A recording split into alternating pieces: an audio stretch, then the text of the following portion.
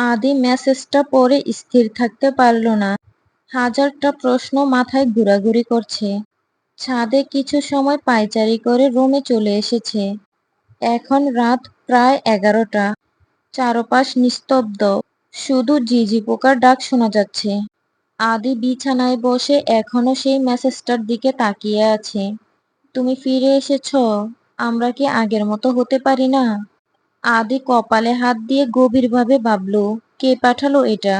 আমি তো নাম্বারটা চিনতেই পারছি না। একটু দ্বিধা নিয়ে উত্তর দিতে চাইলেও আবার থেমে গেল। এটা কি আমার পুরনো জীবনের কেউ? এমন সময় দরজায় নক হলো। ভাই, ঘুমাওনি এখনো? মেঘ, হাতে এক গ্লাস দুধ। আদি চমকে উঠে মোবাইলটা পকেটে রেখে দিল। মেঘ বলল, তুমি এখনো ঘুমাওনি? আমি আরো দ্বিধাদ্বন্দ্বে ছিলাম, তুমি আবার ঘুমিয়ে গিয়েছো নাকি? আদি বলল, না, একটু ভাবছিলাম। মেঘ বলল, কি ভাবছো? আদি হালকা হেসে বলল, বাড়ির কথা। তোমাদের সাথে এতদিন পর দেখা হলো। সামনে কি কি প্ল্যান করা যায়, কিভাবে সময় কাটানো যায়। তোমরা না থাকলে এত আনন্দ হতো না। মেঘ গ্লাসটা তার হাতে দিয়ে বলল, ঠিক আছে, তাড়াতাড়ি খেয়ে ঘুমিয়ে পড়ো। কাল সকালে তোমার জন্য একটা স্পেশাল সারপ্রাইজ আছে। আদি বলল, সারপ্রাইজ? সেটা কি? মেঘ রহস্যমাখা হাসি দিয়ে চলে গেল। সকালের খানবাড়ি, আত্মীয় স্বজনদের ভিড়, ঘরে নতুন করে সাজানো ফুল। মনে হচ্ছে যেন আজও কোনো উৎসব।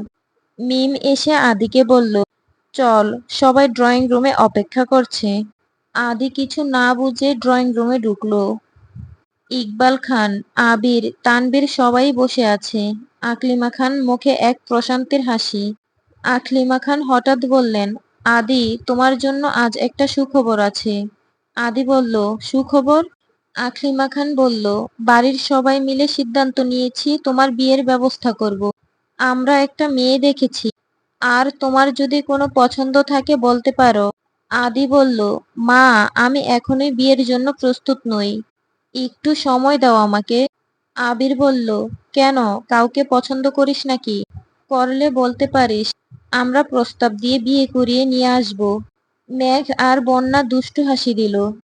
আলী আহমদ খান বলল, আদি, বয়না পেয়ে বলে দাও কাউকে পছন্দ করো কিনা। এই খানবাড়ির ছেলে মেয়েরা ভালোবাসার জন্য পিছুপা হয় না। শত কষ্ট যুদ্ধ করে হলেও ভালোবাসার মানুষকে বিয়ে করে জীবনসঙ্গী করে নিয়েছে। তুমি আবার বাদ যাবে কেন? সকলের মুখে এক দুষ্টু ও প্রশান্তির হাসি। ইকবাল খান বলল, আদি, বাবা বলো পছন্দ থাকলে। মেয়ে ভালো হলে আমরা বিপক্ষে যাব না। ভয় করিস না। আদি কিছু বলতে যাবে এমন সময় বাড়ির ড্রয়িং রুমের দরজা দিয়ে এক পরিচিত মুখ দাঁড়িয়ে আছে। ওই মুখটা দেখে আদি মুহূর্তের জন্য হতবাক হয়ে গেল। তার চোখ স্থির হয়ে রইল মেয়েটার দিকে। রাই। আদি অবাক হয়ে বলল। মেয়েটি মিষ্টি হেসে দাঁড়িয়ে রইল। ফিরে এসেছো অবশেষে? সবার সামনে এক অদ্ভুত নীরবতা নেমে এলো। মেঘ আর বন্যা চমকে তাকালো। রায়ের চোখে যেন কিছু প্রশ্ন জমে আছে। আদি কিছু বলতে চাইলেও গলা শুকিয়ে গেল। তার চোখের সামনে যেন অতীতের এক টুকরো ইতিহাস ভেসে উঠল। রাই, এক সময়ের পরিচিত নাম, আজকাল অনেকটা অচেনা লাগছে আদির কাছে। ড্রয়িং রুমে এক মুহূর্তের নীরবতা, সবাই যেন দম বন্ধ করে তাকিয়ে আছে ওদের দিকে। আদি ধীরে ধীরে উঠে দাঁড়ালো। তুমি হঠাৎ এখানে? রাই একটু হাসলো, চোখে পানি জমে উঠেছে। রাই, তুমি জানো না আমি আসবো? আদি বিস্মিতভাবে মাথা নাড়ল। না, আমি কিছুই জানি না। এই সারপ্রাইজটার কথাই বলেছিলে তোমরা?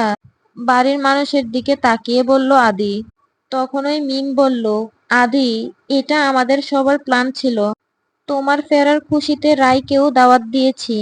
শুধু পুরনো স্মৃতি নয়, তোমাদের বন্ধনটা আবার নতুন করে জুড়ুক এই চাওয়া থেকে। আদি চুপ, তার চোখে এক ধরনের দ্বিধা। রায় সামনে এগিয়ে এসে বলল, আমি জানি হুট করে এভাবে এসে তোমার মনে অনেক প্রশ্ন তুলেছি, কিন্তু আমি চাই তুমি জেনে রাখো, আমি তোমাকে ভুলে যাইনি। তোমার পাঠানো শেষ মেইলটার জবাব দিতে পারিনি, কিন্তু প্রতিদিন পড়েছি। আদি এবার চোখ সরিয়ে ফেলল। আদি নিচু গলায় বলল, তোমাকে ভুলিনি আমিও। কিন্তু সময় সময় অনেক কিছু বদলে দেয় রাই। রাই বলল, হ্যাঁ সময় বদলায়, কিন্তু অনুভূতি সেটা বদলায় কি? বাকিদের উপস্থিতি কিছুটা অস্বস্তিকর লাগছে আদির কাছে। আকলিমা খান বিষয়টা বুঝে উঠে দাঁড়ালেন। আদি, রাই তো আমাদের ঘরেরই মেয়ে। ও এখন থেকে এখানেই কিছুদিন থাকবে। পুরনো কথা মনে করে কষ্ট যেন না পায় কেউ, সেই চেষ্টাই করব। রাই খানবাড়ির অতিথি রুমে উঠে গেল। আদি নিজের ঘরে ফিরে এলো। দরজা বন্ধ করে আয়নার সামনে দাঁড়ালো। মনে মনে শুধু একটা প্রশ্ন ঘুরছে, রায় কি সত্যি ফিরে এসেছে নতুন করে শুরু করতে, নাকি শুধু পুরনো হিসেব চুকাতে? এদিকে মেঘ ও বন্যা দুজনেই রায়ের ঘরে গেল। মেঘ বলল, তুমি এখনো ওকে আগের মতো ভালোবাসো? রায় মৃদু হাসলো। ভালোবাসা কখনো শেষ হয় না মেঘ, শুধু লুকিয়ে যায়, অপেক্ষা করে ঠিক সময়ের। বন্যা কৌতূহল নিয়ে বলল, তোমাদের মাঝে এমন কি হয়েছিল যে 5 বছর যোগাযোগ ছিল না? রায় দীর্ঘশ্বাস ফেলল। সেটা তো এক পুরনো গল্প, যা কিছু না বলা কথা, আর কিছু ভুল বুঝাবুঝি, যা আমাদের মধ্যে দূরত্ব তৈরি করে দিয়েছে। সেটা আর বাড়াতে চাই না। আদিকে আমি অনেক বেশি ভালোবাসি, তাকে আর হারাতে চাই না। মেঘ বলল, কি এমন ভুল বুঝাবুঝি হয়েছিল যার জন্য তোমাদের মধ্যে এতদিন কথা হয়নি, দূরত্ব বেড়ে গেছে? রায় একটা দীর্ঘশ্বাস নিয়ে বলা শুরু করলো,